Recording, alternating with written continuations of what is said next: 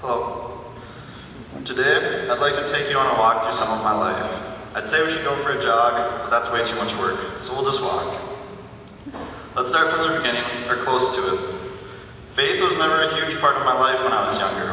It was just one of those things that my parents made me do. It was confusing to me, and I didn't really know what to believe.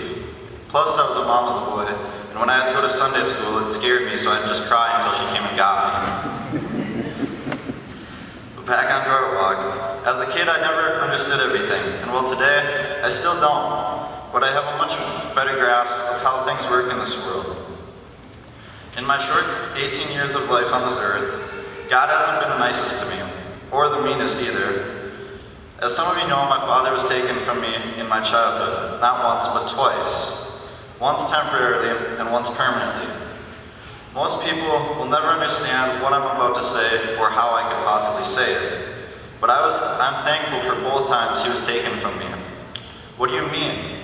You lost your father, to jail, to cancer. He was ripped from your life. You're stolen from this earth far too early.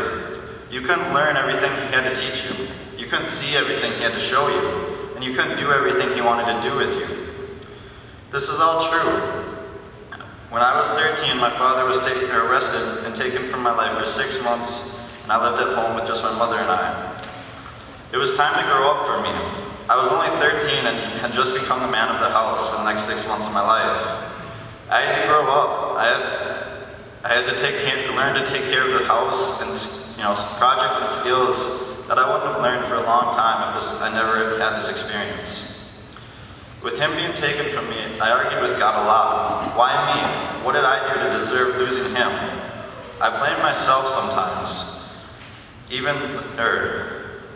I blame myself because I didn't know I blame myself even though I knew it had nothing to do with what I had done.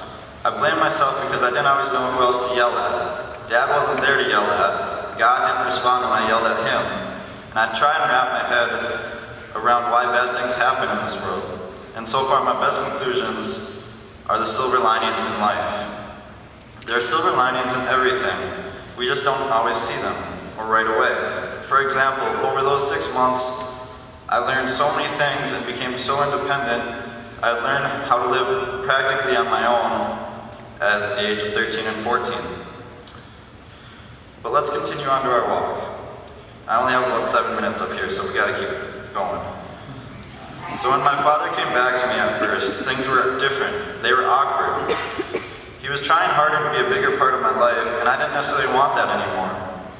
I had learned to function without him, and I didn't mind being on my own so much. But as time passed, I accepted him back more and more into my life. My dad learned to focus more on a family instead of every other volunteer project he could find his way into like before.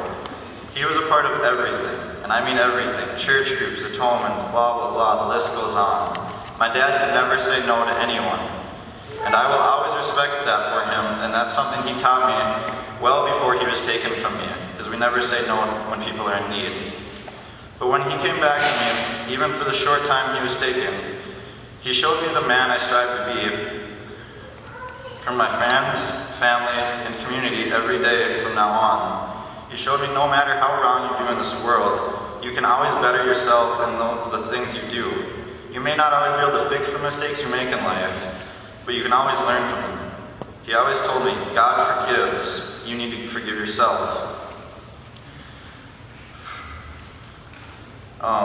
So where were you? Yes, Dad came back to me. Things were different, but we adjusted, we learned how to live together again, we made our amends. We grew close together again, we made it. Or at least I had thought. Things were finally looking positive again, for now. April of my sophomore year, my parents sat my brother and me down at the kitchen table and told us Dad had been diagnosed with stage 4 pancreatic cancer. It was one of the worst days of my life. I had no clue what to do or how to respond to it. I eventually baked a cake. Later that day, I ate most of the cake. People ask me how I can make light of such a bad time in my life and how bad and painful it was for me. Well, God has allowed me to be able to look at life differently. and appreciate why God does what he does.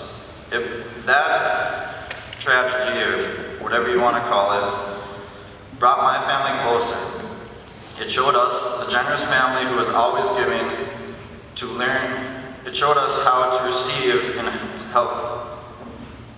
help in a time of need, which we didn't know how to do.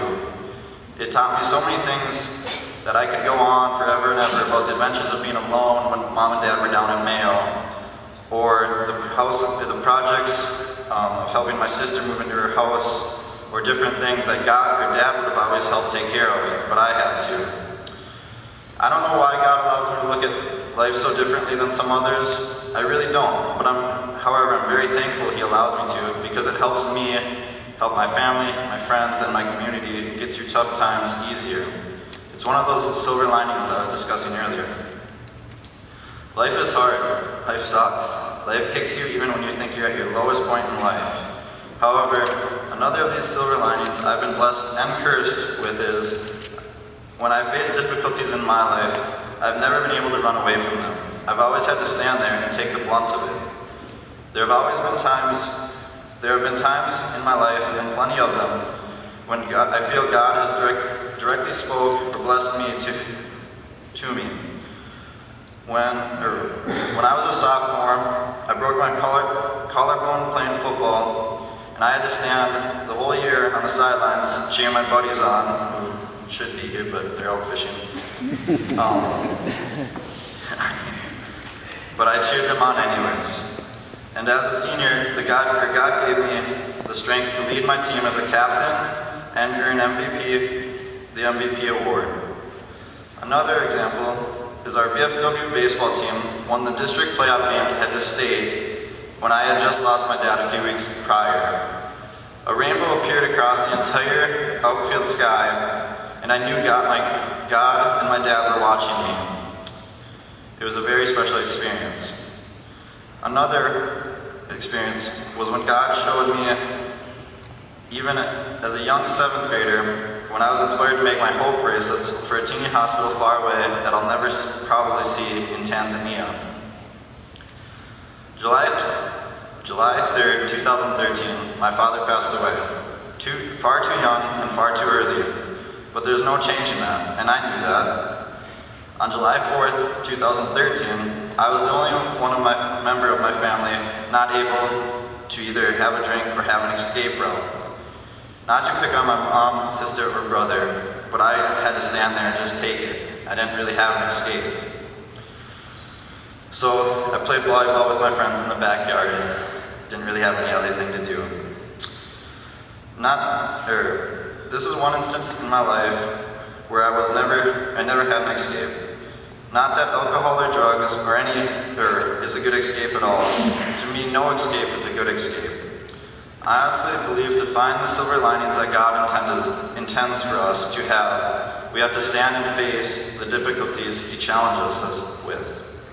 This is a short journey through my life of how silver lines are present in everything, every tragedy, every disappointment, every bad moment, and every painful event. And yet, with God's help, we always can face tomorrow.